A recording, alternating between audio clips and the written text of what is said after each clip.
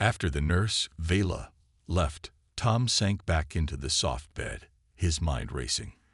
He couldn't stop thinking about his pants, or, more accurately, the lack of them.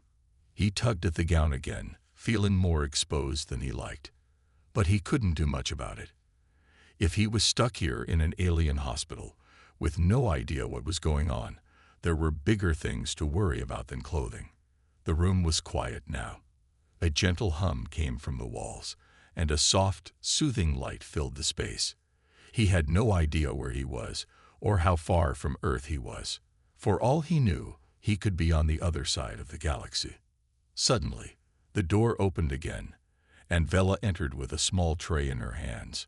She placed it carefully on the side table next to him. The tray held a collection of what looked like food, but none of it looked familiar. There were bright, colorful fruits, some sort of gelatinous cubes, and a bowl of liquid that shimmered in the light. Tom wasn't sure if he was ready to eat something that didn't look like anything he'd ever seen, but he was hungry. His stomach growled loudly, as if agreeing with the idea. "Eat," Vela encouraged, her soft voice breaking through his hesitation. "This will help you heal." Tom glanced at the food, then back at Vela. "Oh, what is it?" he asked, eyeing the shimmering liquid cautiously. "It is a nutrient-rich blend from the Xorathian plant," she explained. "It contains all the necessary elements for your body's recovery. It is safe." Tom wasn't sure if safe was a word he would trust in this situation, but his stomach wasn't giving him many choices. He picked up one of the colorful fruits and took a bite. To his surprise, it was sweet, too sweet, almost. But it wasn't bad. He ate another piece, then another. Vela watched him, her expression unreadable, though her glowing eyes seemed to flicker with something like approval.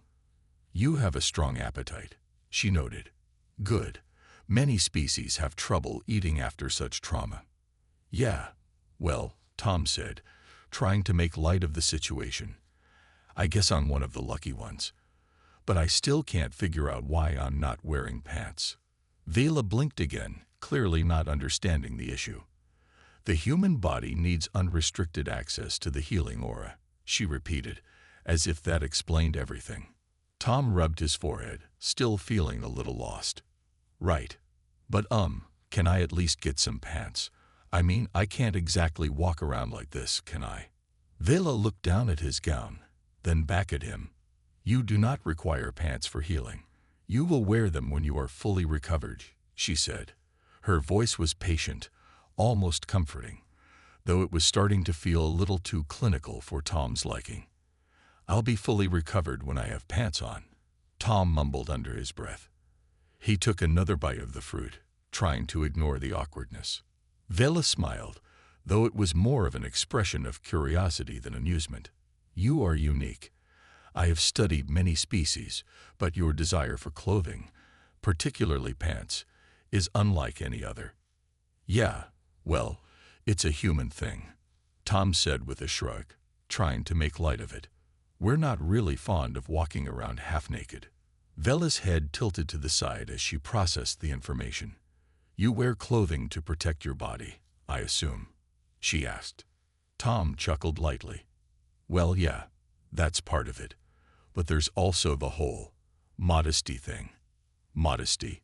Vela repeated, clearly unfamiliar with the concept. "What is that?" Tom paused, surprised by the question. "You know, it's like not showing too much of your body to others. It's a way of respecting personal space." Vela blinked again, processing the idea. "I see. So you wear clothing as a form of respect toward others." "Exactly," Tom said, grateful that he was getting through to her. "It's about feeling comfortable. I mean, no offense, but I'm just not used to walking around with no pants." Vela seemed to consider this for a moment. "Interesting," she said thoughtfully. "We do not have such a concept among my people. We wear clothing for practical reasons, such as temperature regulation, but not for modesty." Tom nodded, feeling a little better now that she seemed to understand. "Okay, so can we agree that I'll wear pants when I'm all healed up?" "I will consult the medical protocol," Vela replied, her tone as serious as ever. However, your healing process will continue without them. Tom sighed, feeling like this whole situation was going to take a lot more time to sort out than he wanted. But at least he had a bit more clarity about the whole alien healing process. Sort of. Vela seemed to sense his frustration. You are strong, Tom. You will adjust. The humans I've encountered are resilient. It is why we are so eager to study you. Tom smiled at her, though the idea of being studied by aliens was still a bit unsettling. Well, I'm glad I'm useful for something. Tom spent the next few days in the alien medical facility, though facility was an understatement. It was more like a space-age healing center, with soft lights, strange devices that hummed and beeped, and walls that seemed to adjust to his needs without him even asking. The food wasn't bad, either, though it was far from anything he had ever eaten on Earth. Still, it was nutritious, and he didn't feel hungry anymore. But there was one problem that hadn't gone away. Pants. Every time Vela came in to check on him, Tom couldn't help but ask, "So, when do I get my pants?" Vela, for her part, seemed genuinely perplexed. The protocol for human recovery does not include clothing, Tom. It is unnecessary. I'm not saying it's necessary. I'm saying it's comfortable, Tom would reply, doing his best to be polite, but feeling more and more self-conscious every day. It had been 3 days now, and Tom was starting to get the feeling that he wasn't just in some ordinary alien hospital. There was something off about this place. Every time he tried to move or get out of bed, the medical staff would seem to notice immediately, as though they were monitoring his every move. It didn't help that the more he tried to understand their medical system, the more confused he got. Every time he asked a question, the answers were either too vague or too technical for him to grasp. For instance, Vela once explained that his injuries had been healed through the recalibration of his aura. He had no idea what that meant, but he assumed it was something important to them. But there was one thing he did know. They weren't just healing his body. They were fascinated by his mind. The more Vela observed him, the more she seemed to study how he reacted to things, especially when it came to emotions. She would ask him about Earth, about human culture, and about what made humans stronger than other species. Tom wasn't sure if he had the answers to her questions, but he was willing to humor her. He had to admit, he was intrigued by her curiosity. It wasn't every day you had an alien nurse so interested in human behavior. Still, there was an uncomfortable feeling that he was being observed more than just as a patient. On the 4th day, Tom finally decided to get some answers. He waited for Vela to come in, which didn't take long. She had a way of showing up just when he was about to fall asleep. This time, however, Tom was ready. He sat up on the edge of the bed and crossed his arms. "Vela," he said, "I need to know something." Vela looked up from the tablet she was holding and nodded. "What is it, Tom? I've been here a few days now, and you keep telling me my recovery is almost complete. But I'm starting to think there's more going on here than just healing," Tom said, trying to keep his voice calm. "Why do you keep asking me about my emotions? About my mind?" Vela tilted her head, as though processing the question. She didn't answer right away, instead focusing on him with her glowing eyes. "Humans are unique," she said finally. "Most species we encounter have little variation in their emotional responses. But you are different." "Different how?" Tom asked, his curiosity piqued despite himself. "Your emotional spectrum is wider," Vela explained.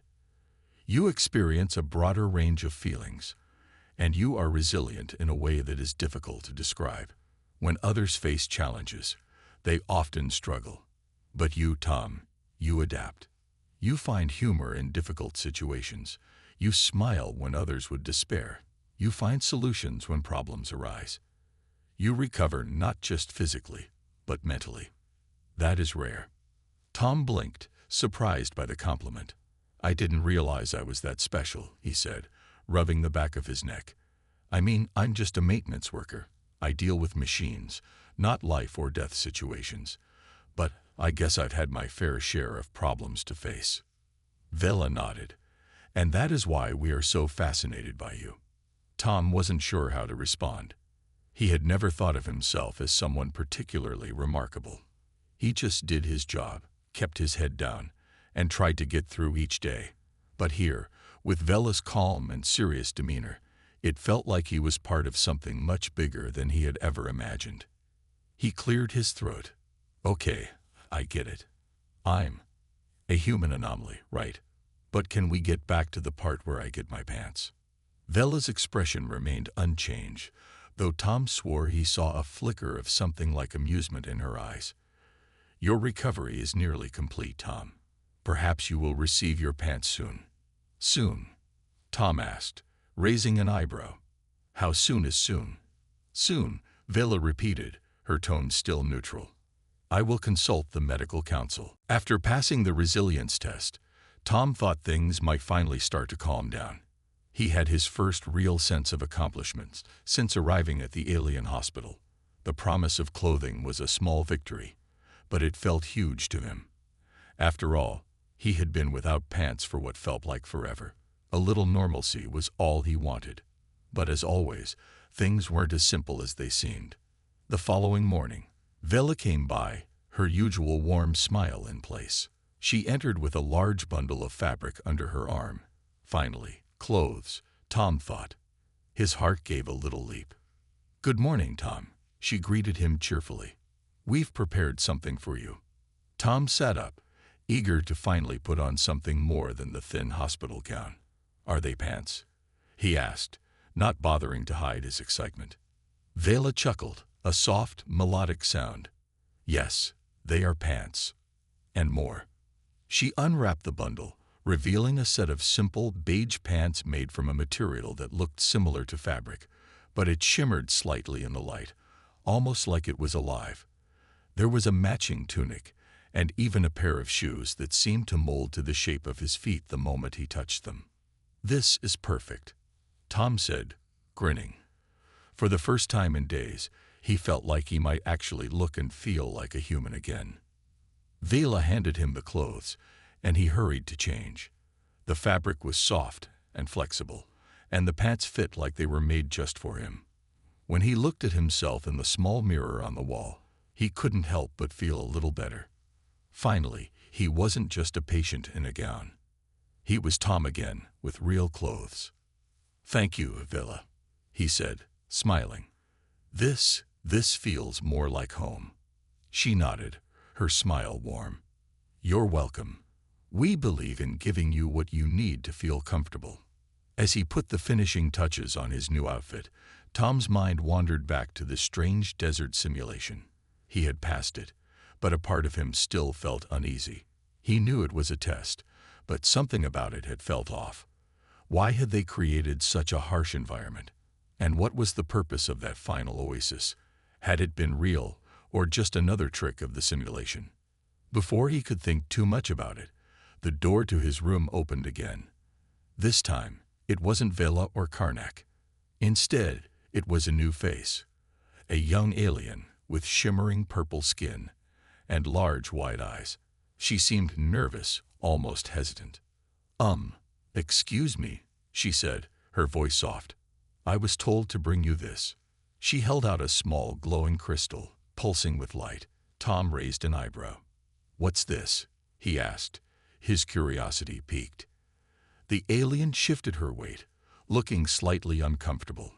"It's a communication device. It's how we speak to others in the colony. I was told to give it to you." Tom took the crystal carefully. It felt warm to the touch, like it was alive in his hands. When he held it close to his ear, a soft voice echoed from within, speaking in a language he couldn't understand at first. But then, as if by magic, the voice switched to English. "Tom," the voice said, "it's me, Vela. I have an important message for you. There is someone you need to meet." Tom's heart skipped a beat. "What do you mean?" he asked, holding the crystal closer. "You have been chosen for a special mission," the voice continued. "There is a group of humans on a nearby planet who need help. They are stranded, just like you once were. We need you to meet with them, help them get back to their home world." Tom's mind was spinning. Another group of humans. Was this some kind of rescue operation? He hadn't even known there were others out there. The voice seemed to sense his confusion.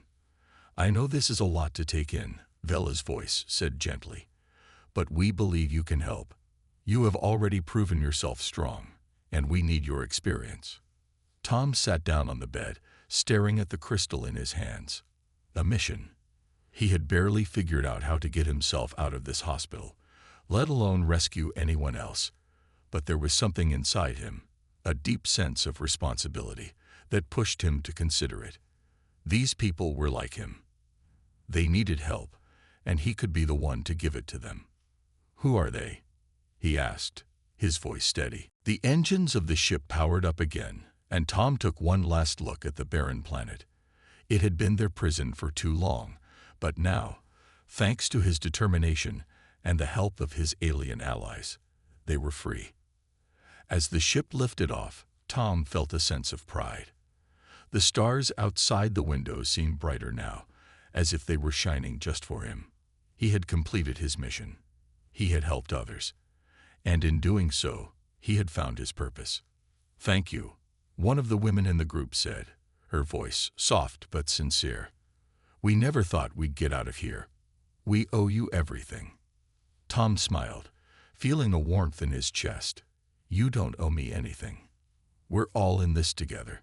The ship soared through space, heading toward Earth. It was the beginning of a new chapter for Tom, and for the humans he had rescued. But more than that, it was a reminder that even in the darkest times, there was always hope. And sometimes, the most unexpected allies could help lead the way home. Tom sat still, the crystal now resting quietly in his hands. His mind raced with questions, but deep down, he knew what he had to do. He had been through so much already, from being stranded on an alien ship to surviving strange tests and waking up in a foreign hospital. Now he had a chance to help others like him, stranded and lost in the vastness of space. Vela had said there were humans waiting for him, but where were they? And how could he possibly help them when he barely understood what was going on? There was still so much he didn't know. He took a deep breath and stood up, trying to shake off his anxiety. His new clothes felt comfortable, the soft fabric moving easily as he paced the room. It was the first time in weeks that he'd felt even a little bit like himself. A soft chime echoed through the room, followed by the sound of the door opening.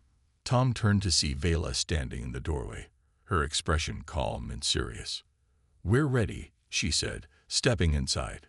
"We've prepared everything for the mission. You will be traveling with a small team of our best engineers and explorers." Tom nodded, his heart pounding. "How long will it take to get to them?" Vela gave him a reassuring smile. "Not long. The ship we've provided can travel much faster than your human technology allows. You'll be there in a matter of days." "A matter of days," Tom repeated to himself, trying to imagine what it would be like to travel at those speeds. The thought of being able to reach another planet so quickly was both amazing and overwhelming. "We've also made sure your ship is equipped with everything you'll need," Vela continued. "Food, water, and medical supplies. We will monitor your progress as you go." Tom's thoughts shifted to the survivors. He didn't know how many there were or how they had ended up stranded, but he couldn't help but feel a sense of responsibility. These people needed help, and he was the one who could give it to them. "Are you sure about this?" Vela asked softly, noticing the concern in Tom's eyes. "This mission won't be easy. You'll be far from the safety of the hospital, and the journey could be dangerous." Tom looked at her, a sense of determination setting in. "I have to do it," he said. "They're out there, and I can't just leave them behind. I don't care how difficult it is. I'm going." Vela seemed to understand, and her smile grew a little warmer. "Then we will get you ready." She motioned for him to follow her, and they left the room together. As they walked down the narrow corridor of the alien facility, Tom noticed how much more familiar everything seemed. The walls, the hallways, the strange alien symbols. It was still alien, but it wasn't as intimidating as it had been when he first woke up. Soon, they reached a large hangar-like room. In the center of the room stood a ship unlike anything Tom had ever seen. It was sleek and silver, with a smooth, almost organic design. The hull shimmered as if it were alive, and Tom could feel the hum of energy coming from the ship. "This is your transport," Vela explained. "It is designed to adapt to the needs of its crew. It will respond to your commands, and it will be able to navigate any environment, even the harshest ones." Tom stepped closer, his eyes widening. "It's beautiful. It is advanced," Vela said, "but we trust you will be able to operate it. We've made sure the controls are intuitive." Tom felt a rush of excitement mixed with nerves. He had no experience with alien technology, but this was his mission. If he wanted to help the stranded humans, he had to get into that ship and make it work. Before he could ask any more questions, a small group of aliens appeared, each one carrying equipment and tools. One of them, a tall, wiry figure with grayish-blue skin, approached Tom. "I'm Kiro," the alien said, extending a hand in greeting. "I'll be assisting you with the ship's operations. Don't worry, we'll guide you every step of the way." Tom shook Kiro's hand, feeling a sense of comfort in the alien's calm demeanor. "Thanks," he said. "I'm counting on you." The group quickly got to work, loading the ship with supplies and preparing it for takeoff. Vela and Karnak also appeared, their faces serious but supportive. "You're ready," Vela said. "We've provided you with everything you'll need for the journey. The ship is pre-programmed to take you to the coordinates where the other humans are located. You won't have to worry about navigation." Tom had gotten used to the strange hospital. The walls still glowed with soft blue light, and the air still smelled fresh, like it had just rained. The food, though unusual, didn't bother him anymore. He had even started to enjoy some of the alien fruits that Vela brought him. But there was still one thing he hadn't gotten used to, not having any pants. Every time he thought about it, it made him feel a little more uncomfortable. But he was starting to get the feeling that it was something he just had to accept, at least for now. On the 5th day, something unexpected happened. Tom was lying back in his bed, staring at the ceiling, when the door to his room opened. It wasn't Vela this time. Instead, a different alien walked in. This one was smaller, more slender, and had a softer, almost transparent appearance. His skin shimmered in the light, and his eyes were large and round, glowing a soft pink. He had a small device in his hand, which he held out in front of him like a tool. Tom sat up quickly, surprised by the sudden appearance of someone new. Hello," he said cautiously. The new alien didn't speak right away. Instead, he studied Tom carefully, his eyes moving over every part of him, even lingering on his exposed legs. Tom immediately pulled the thin gown tighter around himself, feeling even more self-conscious. He didn't like being the subject of so much attention. "Greetings, human," the alien finally said, his voice soft and melodic, though it had a different tone than Vela's. It was almost as if he was speaking a different language, but Tom could still understand him perfectly. Tom frowned, not sure what to make of this new visitor. "Who are you?" he asked, trying to keep his tone friendly but firm. "And why are you here?" The alien didn't answer right away. Instead, he walked to the side of the room and began examining the strange devices that hummed softly along the walls. He ran his fingers over them, as if checking their function, before turning back to Tom. "I am Xenox, an emotional healer," the alien explained. "I have been called to study your reactions. You are quite interesting." "Interesting," Tom repeated, now more confused than ever. "I'm just a guy who crashed his ship and ended up here. I'm not sure what's so interesting about me." Xenox tilted his head slightly, his large eyes studying Tom with a mix of curiosity and something else, something Tom couldn't quite place. "It is not just your physical recovery that we are studying," Xenox said slowly. "It is your mind, your emotions. Humans, it seems, experience a greater range of feelings than most other species we have encountered. You feel fear, joy, anger, hope, all at once, often in unpredictable ways. Tom's mind raced. This was starting to feel more like some kind of experiment. He wasn't just a patient. He was a test subject. "So, you're studying me because of my emotions?" he asked, trying to keep his voice steady. "I mean, I guess I get it. We do feel a lot of stuff. But that doesn't mean you get to poke around in my head." Xenox didn't seem offended. "Not poke," he said, his voice calm and reassuring. "We are simply observing, learning.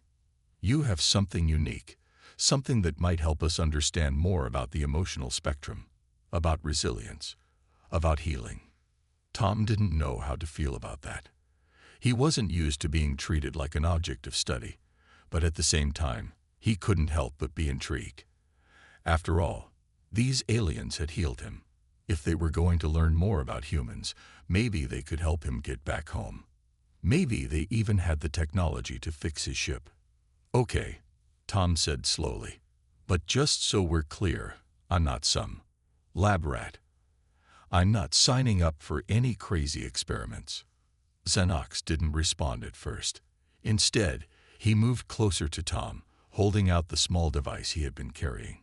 It looked like a strange, glowing tablet, with symbols that Tom didn't recognize. "This device will help us understand your emotional responses more clearly," Xenox explained. "It will not hurt you. It will simply record your feelings as you experience them." Tom looked at the device warily. "You want me to wear that thing?" "No," Xenox said gently. "You only need to focus on it for a moment. It will track your emotions, your thoughts, as you respond to various questions. Nothing invasive, nothing painful." Tom hesitated.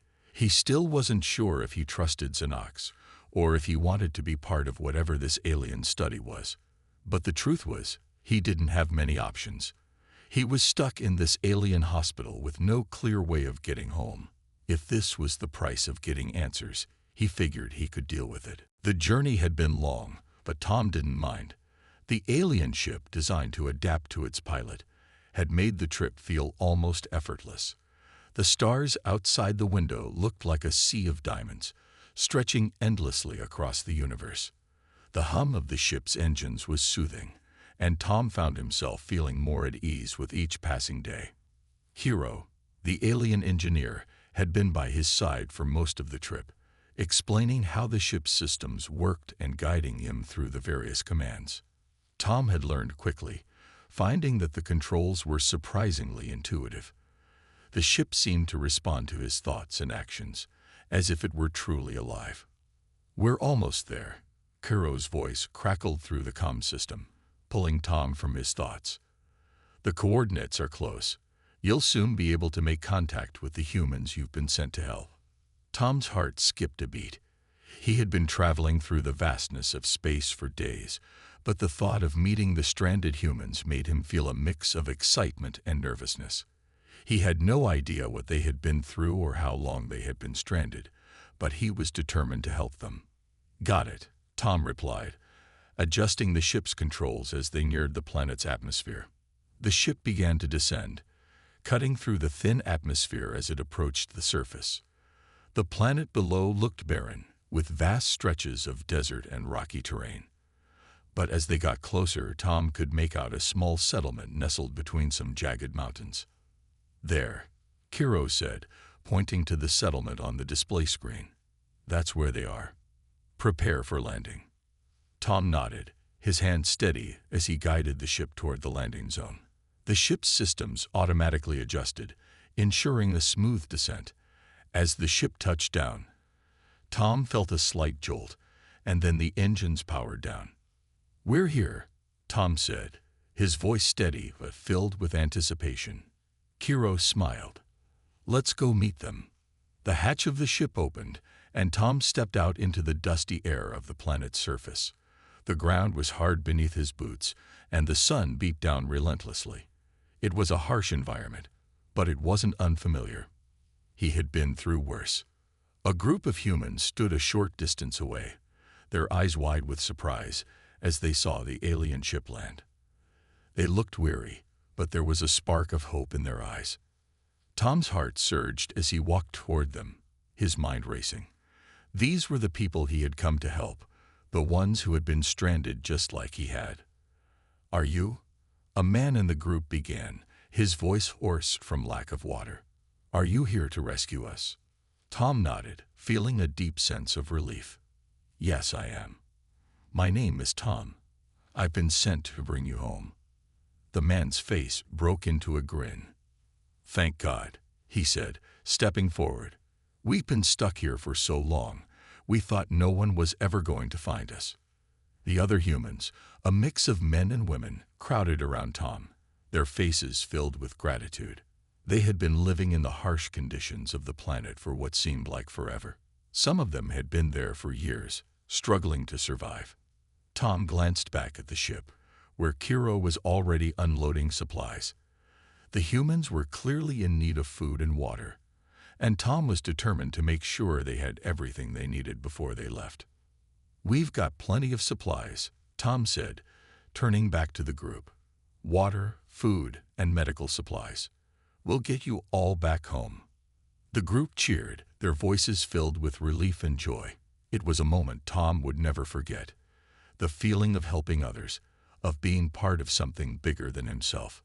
As he helped the group load the supplies onto the ship, Tom couldn't help but think about everything that had led him here. The tests, the alien hospital, the strange journey through space. It had all brought him to this moment. And now, he had the chance to make a real difference. The humans were grateful, and as they boarded the ship, Tom could see the relief in their eyes. They were finally going home. The days began to blur together for Tom as the strange alien hospital became more and more familiar. He had settled into a routine. Vela would come by to check on his recovery. Xanax would visit to monitor his emotional responses, and sometimes other aliens would appear with more questions about his feelings. They asked about everything: his hopes, his fears, his relationships, even his sense of humor. But no matter how many questions they asked, one thing never changed. Tom still wasn't getting his pants. It was becoming harder to ignore. Is it really that important? Vela asked him one morning as she brought in his breakfast, a colorful array of fruits and a strange liquid that fizzed when it hit the air. "Yeah, it's important," Tom replied, his voice tired but firm. "You don't understand. It's not about the clothes. It's about feeling normal. I can't walk around like this forever." Vela blinked, clearly trying to understand his frustration. "You will receive clothing when you are fully recovered," she repeated, as if the words were a comfort. "Your body must heal completely before we allow you to wear pants." "I'm starting to think I'll never get them back," Tom muttered, picking up one of the fruits and taking a bite. It wasn't bad, but it wasn't enough to distract him from the mounting irritation of being stuck in a hospital without pants. Vela didn't respond immediately. She seemed to be processing his words, considering them in a way that was both careful and curious. "I understand that you are uncomfortable, but your body is healing faster than expected. Your emotional response is fascinating. It is unique." Tom frowned at her. "I don't know if I'm all that fascinating," he said, frustrated. "I just want to go home." Vela's expression softened, but her eyes remained focused, like she was still trying to understand something deeper. "We are doing everything we can to help you. We will help you get home, but you must be patient." "Patience," Tom muttered under his breath. "Right. I've been hearing that a lot lately." It was hard to keep his cool when everything around him seemed so strange. The hospital, the aliens, the endless questions about his feelings. It all felt like one big experiment. He had no idea what the aliens wanted from him, but one thing was clear. They were studying him. Maybe they were learning about human emotions, but to Tom, it felt like they were treating him like some kind of specimen. A few days later, after another round of emotional testing with Xenox, Tom was more than ready to change the subject. He couldn't stand the constant focus on his feelings any longer. So, when Xenox asked him about his deepest fears, Tom decided to throw a curveball. "I'm scared," Tom said, looking straight at Xenox. that I'll never get to leave this place.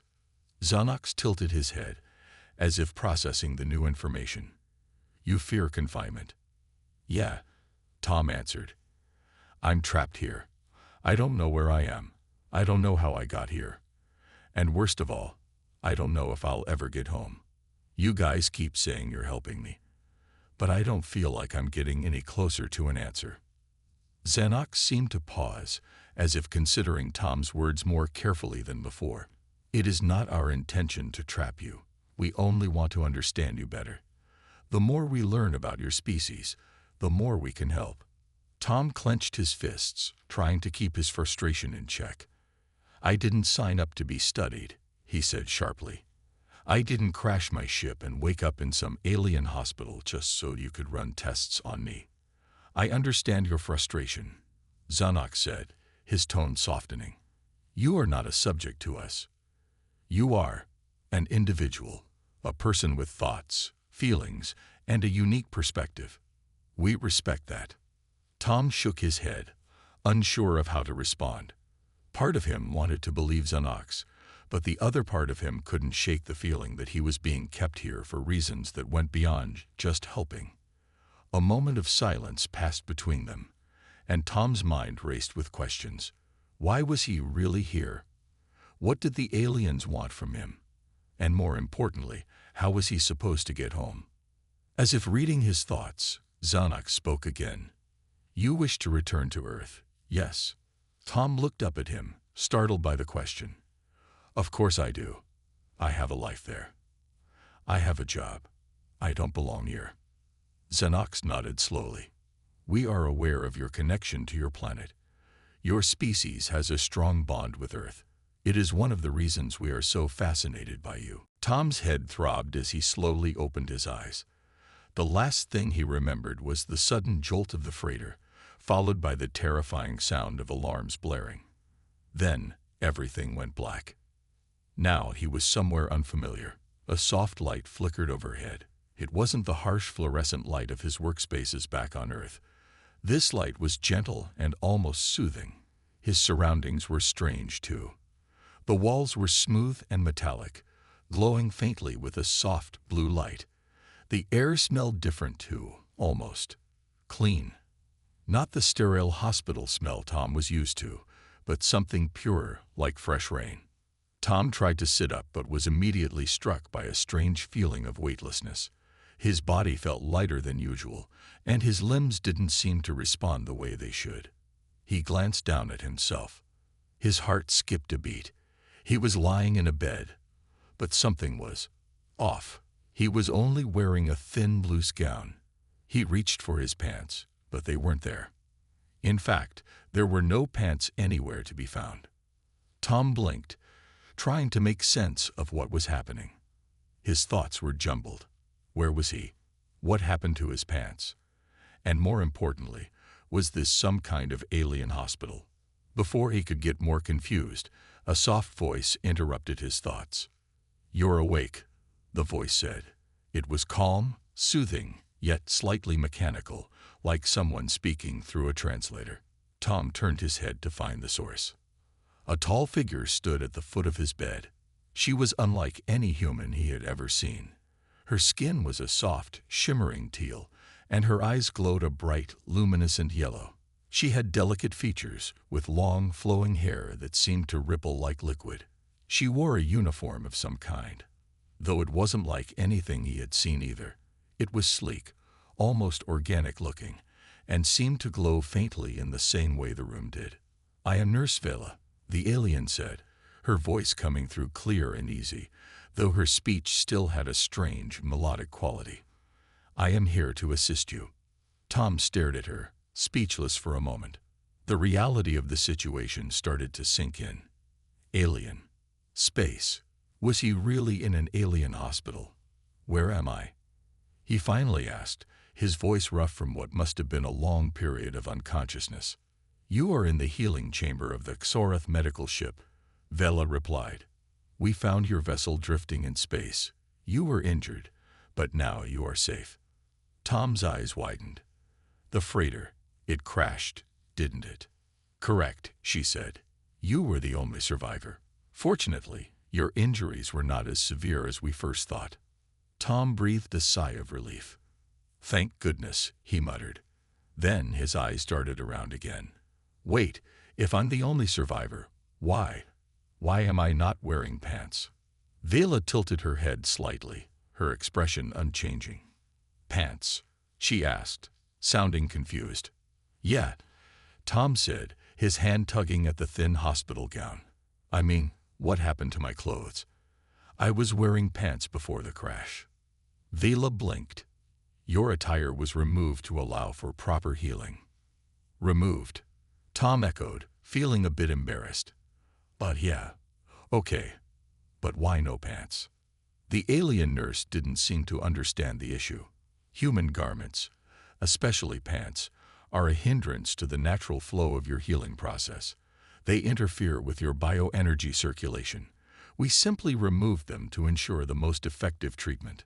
Tom sat up straighter, still trying to process what she was saying. "Wait, are you saying that my pants were stopping me from healing?" "That is correct," Vela said matter-of-factly. "The bioenergy that runs through your body requires an unobstructed path to fully heal your injuries. Clothing interferes with this process." Tom blinked again. He was pretty sure this whole bioenergy thing wasn't a scientific concept he was familiar with. But in this situation, he didn't have much room to argue. He was already stuck here, wasn't he? "Okay," Tom said slowly, his face flushing a little. "But how long is this going to take?" "Your physical recovery is nearly complete," Vela said, her eyes scanning his vitals on a glowing tablet-like device. "But I must remind you that humans often require more than just physical healing. Emotional and psychological support are just as crucial." "I'll be fine," Tom replied with a shrug, feeling a bit uncomfortable. "I mean, I'm used to dealing with worse. I'm a maintenance worker, remember? If something breaks, I fix it. Simple as that." Vela's gaze softened as if she was trying to understand. "I see. You are strong. Humans possess a unique resilience. You will be well." Tom smiled awkwardly, wishing he could just have his pants back. I'll be happy when I get my pants," he muttered under his breath. Tom had started to feel like he was living in some kind of bizarre dream. Each day, the same questions, the same strange food, and still no sign of pants. At least the aliens weren't treating him like a prisoner anymore. They genuinely seemed to want to help him, or so they said. But the feeling of being watched never quite went away. He couldn't shake the sense that everything he did was being recorded, studied, or analyzed. Xanax was still a frequent visitor, though Tom had started to feel less like an experiment and more like a patient. The emotional tests continued, but Tom's responses were starting to feel routine. He would answer the same questions, get his emotional data recorded, and then go back to lying in the bed, trying to ignore the discomfort of not wearing pants. One morning, Vela came in with a new surprise. This time, she wasn't alone. Behind her stood a taller, more serious-looking alien. His skin was a deeper shade of green than Vela's, and his eyes were a sharp, glowing yellow. He had a no-nonsense look about him, like he wasn't here for small talk. "Tom," Vela said, her voice still warm, "this is Karnak. He is the head of our medical division. He will be overseeing the final phase of your recovery." Tom sat up, a little confused. "Final phase? I thought I was almost done." Karnak nodded, his expression unreadable. "You are close, but we need to test your full recovery before you leave this facility. We have been monitoring your emotional and physical progress, but there is one more thing to assess." Tom raised an eyebrow. "What kind of test?" Karnak glanced at Vela, who gave him a small nod. "It is a test of resilience," Karnak explained. "We want to see how you handle stress and uncertainty, as these are crucial aspects of human strength." Tom didn't like the sound of that. "You want to put me under stress? Why?" "Not for the sake of harm, Tom," Vela quickly reassured him. "We simply want to understand your response to pressure. We have learned a great deal from your emotional responses so far, but we need to see how you react under more challenging circumstances. Tom felt a knot form in his stomach. He had no idea what kind of test they were talking about, but the last thing he wanted was to be pushed too far. "So, what do I have to do?" he asked cautiously. Karnak motioned for Vela to step aside. The alien placed a small device on the table next to Tom's bed. It looked like a tiny holographic projector. He pressed a button on it, and suddenly, the room around Tom started to shift. The walls faded, replaced by a vast, open desert landscape. The temperature in the room suddenly felt warmer, as if he were standing outside in the heat of the sun. "What the?" Tom gasped, standing up, his eyes wide. He was no longer in the hospital room. He was standing in a desert, surrounded by endless sand dunes. "This is a simulation," Karnak's voice echoed from all around him.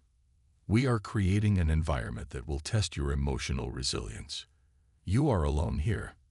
There is no escape. Your task is simple. You must survive." Tom's heart started to race. "Survive? How long? What do you mean?" "There are no time limits," Karnak explained. "But we want to see how you react. Do you panic? Do you give up? Or do you find a way to adapt and persevere?" Tom was speechless. He felt the heat of the sun on his face, the dry air filling his lungs. The desert stretched out before him, completely empty. It felt so real, like he was actually standing in the middle of an unforgiving wilderness. He had to focus on the task at hand. There was no way to know how long this test would last, and he didn't want to risk failing it. Taking the deep breath, Tom scanned his surroundings. He could feel the weight of the situation pressing down on him. But he also knew one thing. He was a survivor. Back on Earth, he'd faced tough situations, mechanical failures, tight deadlines, and the constant pressure of working in a high-risk job. He could handle this. Tom turned in the direction of the nearest dune. There was no water, no shelter, but he couldn't just stand here and wait for something to happen. He had to do something. Moving forward, he began climbing the sandy hill, sweat beading on his forehead as the sun beat down on him.